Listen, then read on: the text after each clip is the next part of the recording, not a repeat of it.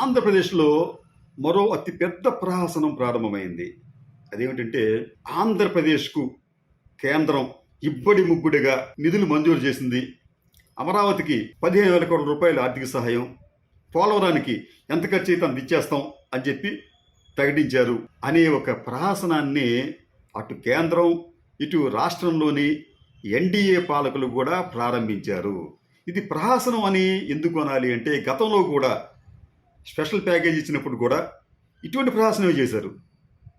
అది special package అనేది ఆంధ్రప్రదేశ్కు వరప్రదాయిని, ఆంధ్రప్రదేశ్ సర్వతోముఖ అభివృద్ధికి ఈ స్పెషల్ ప్యాకేజీ ఉపయోగపడుతుంది, మనకి స్పెషల్ కేటగిరీ స్టేటస్ అక్కర్లేదని చెప్పి చంద్రబాబు నాయుడు గారు ప్రకటించడమే కాకుండా ఎవరన్నా కానీ స్పెషల్ కేటగిరీ స్టేటస్ అంటే వారిని అరెస్ట్ చేస్తామని చెప్పి కూడా ఆ రోజు చెప్పారు. అయితే ఆ రోజుల్లో చంద్రబాబు నాయుడు గారు చెప్పినంత దానికి భిన్నంగా పరిస్థితులు రావడంతో అదే చంద్రబాబు నాయుడు గారు బీజేపీ మీద ధర్మ పోరాట దీక్షలు కూడా చేయవలసిన అవసరం ఏర్పడింది. అంటే ఇప్పుడు మళ్ళీ తాజాగా కేంద్రం బడ్జెట్లో ఆంధ్రప్రదేశ్కి ఇబ్బడి ముబ్బడిగా నిధులు ఇస్తుందని చెప్పి ఒక ప్రచారం ప్రారంభించారు. అయితే దీంట్లో ప్రధానమైనది ఫస్ట్ అమరావతికి సంబంధించి నిర్మలా సీతారామన్ గారి దగ్గర చాలా స్పష్టత ఉంది. ఆవిడేమంటున్నారంటే మేము ప్రపంచ బ్యాంకు నుంచి మేము మీకు లోన్ ఇప్పిస్తాము, ఆ లోన్కి మేము సావరణ గ్యారంటీ ఇస్తామని చెప్పి అన్నారు. నిజానికి ఇది కూడా మోసమే. ఎందుకంటే ఏ రాష్ట్ర ప్రభుత్వమైనా ప్రపంచ బ్యాంకుకి ఒక అప్లికేషన్ పెట్టాలంటే త్రూ సెంట్రల్ గవర్నమెంట్ ద్వారా వెళ్ళాలి. ఒకవేళ ప్రపంచ బ్యాంకు ఆ రుణాన్ని మంజూరు చేస్తే ఆ రాష్ట్రానికి ఆ సావరణ గ్యారంటీ ఇవ్వాల్సింది కేంద్ర ప్రభుత్వమే. ఆయా రాష్ట్ర ప్రభుత్వాలు ఇచ్చే సావరణ గ్యారంటీలను వారు అంగీకరించరు. కాబట్టి ఇక్కడ ఏమంటే సీతారామన్ గారు ఆ ప్రజల్ని మభ్యపెట్టే పనిలో ఉన్నారు. అక్కడ మేము గ్యారంటీ ఇస్తామని చెప్పడం. రెండోది, అసలు ప్రపంచ బ్యాంక్ అనేది అమరావతికి లోన్ ఇస్తుందా లేదా అన్నది ఒక పెద్ద ప్రశ్న. ఎందుకంటే గతంలో అంటే 2014-19 సంవత్సరాల మధ్య చంద్రబాబు నాయుడు గారు ముఖ్యమంత్రిగా ఉన్నప్పుడు అమరావతిని ఒక రాజధాని ప్రాంతంగా ఆయన చూపిస్తూ $1 బిలియన్ లోన్ కోసం ఆయన ప్రపంచ బ్యాంకుకి ప్రయత్నిస్తే ప్రపంచ బ్యాంకు ప్రతినిధులు వచ్చి మీకు అంత అర్హత లేదు, మీకు సుమారుగా ఒక $300 మిలియన్ లోన్ ప్రతిపాదనలు పంపించండి, పరిశీలిస్తామని చెప్పి ప్రపంచ బ్యాంకు చెబితే దానికి తగ్గట్టుగా వాళ్ళు ప్రతిపాదనలు పంపారు. ఇది నగ్న సత్యం, అందరికీ తెలిసిందే ఇది. అయితే అప్పట్లో ప్రపంచ బ్యాంకుకు చెందిన కన్సల్టెంటీ గ్రూప్ వారు ఈ అమరావతి ప్రాంతంలో చాలా విస్తృతంగా పర్యటించి అందరి ప్రజల అభిప్రాయాలను సేకరించిన తర్వాత ఇది అమరావతి అనేది రాజధానిగా ఉండటానికి సరైన ప్రదేశం కాదు అని చెప్పే భావనతో వారు నివేదిక ఇచ్చారు. ఎందుకంటే ఇక్కడ సామాజిక ఆర్థిక పరిస్థితులతో పాటు పర్యావరణానికి కూడా ముప్పు ఏర్పడుతోంది. ముఖ్యంగా బలహీన బడుగు వర్గాల జీవనోపాధికి ముప్పు ఏర్పడుతుందని చెప్పి కూడా వారు తమ నివేదికలో ఇచ్చారు. అటువంటి కన్సల్టెంట్ గ్రూపు అనేది విజయవాడ వచ్చినప్పుడు వారిని కూడా మేము కలుసుకున్నాం స్వయంగా. అయితే ప్రపంచ బ్యాంక్ అనేది లోను ఇవ్వలేదు. సరే, ఈలోగా రాజకీయ పరిస్థితులు మారిన దృష్ట్యా కేంద్ర ప్రభుత్వం ఏం చేసిందంటే ఈ లోను ప్రతిపాదన ఏదైతే పంపిందో దానిని ఉపసంహరించుకుంది. అంటే మేము మీకు ఒక అభ్యర్థన పంపించాం, అమరావతికి $300 మిలియన్ లోన్ ఇమ్మని చెప్పి. అయితే మేము ఆ అభ్యర్థనను ఉపసంహరించుకుంటున్నామని చెప్పి స్వయంగా కేంద్రమే చెప్పింది. ఎందుకు చెప్పింది? ఇప్పటి వరకు కూడా కేంద్రం నుంచి దానికి సంబంధించిన వివరణ లేదు. అయితే ఇప్పుడు తాజాగా మళ్ళీ ప్రపంచ బ్యాంకుని తెర మీద తీసుకొచ్చారు.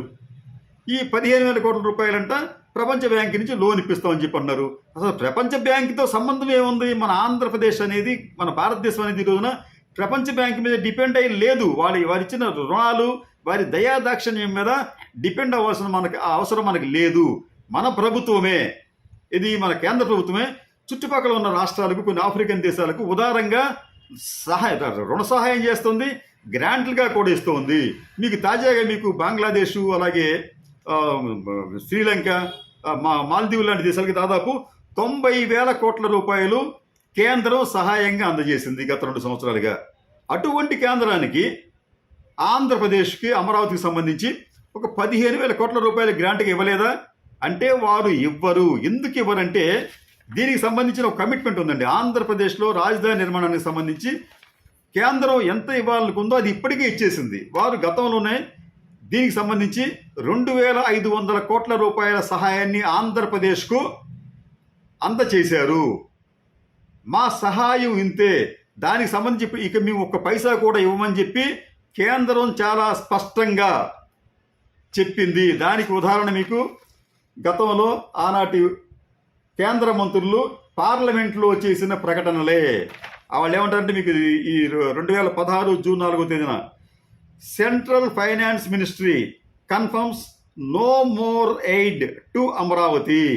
అంటే కేంద్ర ఆర్థిక శాఖ వర్గాలు ఒక విషయాన్ని ధృవీకరించాయి. అదేమిటంటే అమరావతికి ఇక కేంద్రం నుంచి ఎటువంటి ఆర్థిక సహాయం లభించదు, మేము చేయాల్సింది చేసేసామని చెప్పారు. అక్కడ ఇంత స్పష్టంగా వారు చెప్పారు, ఇంత స్పష్టంగా కేంద్రం ఉంది. కానీ ఇక్కడి ఆంధ్రప్రదేశ్లోని ఎన్డీఏ పాలకులు మాత్రం ప్రజలను మోసం చేసే పనిలో ఉన్నారు. వారేమంటారంటే ప్రపంచ బ్యాంకు నుంచి కేంద్రం లోన్ ఇప్పిస్తుందని చెప్పి సంబరాలు చేసుకుంటున్నారు. ఇది దారుణమైన విషయం. ప్రపంచ బ్యాంకు గతంలో ఇదే ప్రాజెక్టుకు సంబంధించిన రుణ దరఖాస్తును ఇవ్వటానికి అంగీకరించలేదు, కేంద్రం కూడా వద్దని చెప్పింది.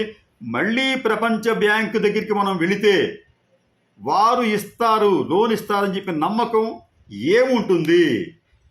ఇది ప్రజల్ని మభ్యపెట్టడం మాత్రమే. రెండోది, చంద్రబాబు నాయుడు గారికి అలాగే నితీష్ కుమార్ గారికి ఇద్దరు కూడా చాలా ఎక్స్పీరియన్స్ ఉన్న పాలకులే, మంచిదే. అయితే నితీష్ కుమార్ గారికి పార్లమెంట్లో ఆయన పార్టీకి పార్లమెంట్లో కేవలం 12 లోక్సభ స్థానాలుంటే చంద్రబాబు నాయుడు గారికి వారి మిత్రపక్షాలకి 21 లోక్సభ స్థానాలు ఉన్నాయి. ఇది గమనించాలి మనం. 12, 21. నితీష్ కుమార్ గారు చాలా సైలెంట్గా తన రాజనీతిని ప్రదర్శించి కేంద్రం నుంచి దాదాపు 58,900 కోట్ల రూపాయలు 58,900 కోట్ల రూపాయల ఆర్థిక సహాయాన్ని కేంద్రం నుంచి హామీగా పొందగలిగారు ఈ బడ్జెట్లో. దాంట్లో మీకు బీహార్లో ఇన్ఫ్రా ప్రాజెక్టులకి 26,000 కోట్ల రూపాయలు, అలాగే 2,400 మెగావాట్ల సామర్థ్యం ఉన్న 2 పవర్ ప్లాంట్ల నిర్మాణానికి 21,400 కోట్ల రూపాయలు, బీహార్లో వరదలు ఫ్లడ్స్ ప్రివెన్షన్కి వరదల నివారణకు 11,500 కోట్ల రూపాయలు ఆయన చాలా సైలెంట్గా కేంద్రం నుంచి హామీలు పొందగలిగాడు. రేపు తెచ్చుకుంటాడు అమౌంట్ అంతా కూడా. అదే 21 స్థానాలున్న ఆంధ్రప్రదేశ్లోని ఈ పార్టీలు కేంద్రం నుంచి స్పెసిఫిక్గా 100 కోట్ల సహాయాన్ని కూడా పొందలేకపోయాయి. మేము మీకు లోన్ ఇప్పిస్తాము, అలాగే పోలవరానికి సంబంధించి మేము అంచనాలు దానికి కూడా స్పష్టత లేదు. పోలవరానికి సంబంధించి ఎంత ఇస్తారు, ఎప్పుడు ఇస్తారు అన్న స్పష్టత కూడా ఇప్పటి వరకు కేంద్రం నుంచి రాలేదు. అయితే మేము పోలవరం కూడా మేము ఇస్తామని చెప్పి వారు చెబితే ఆంధ్రప్రదేశ్లోని ఎన్డీఏ పాలకులు సంబరాల్లో మునిగి తేలుతున్నారు. ఇక్కడ విషయం ఏంటంటే బీహార్లో నితీష్ కుమార్ గారు చేతల మనిషి, కామ్గా తనకేం కావాలో తెచ్చుకున్నాడు. ఆంధ్రప్రదేశ్లో నాయుడు గారు మాటల మనిషిలాగా కనిపిస్తున్నాడు. ఆహా ఓహో అన్నాడు, మోడీ గారిని కలుసుకుంటున్నారు, మాకు ఎంతో సహాయం చేస్తుంది కేంద్రం అని చెప్పి అభినందనలు చెప్తున్నారు వారికి. కానీ మనకు వచ్చింది మాత్రం శూన్యమే.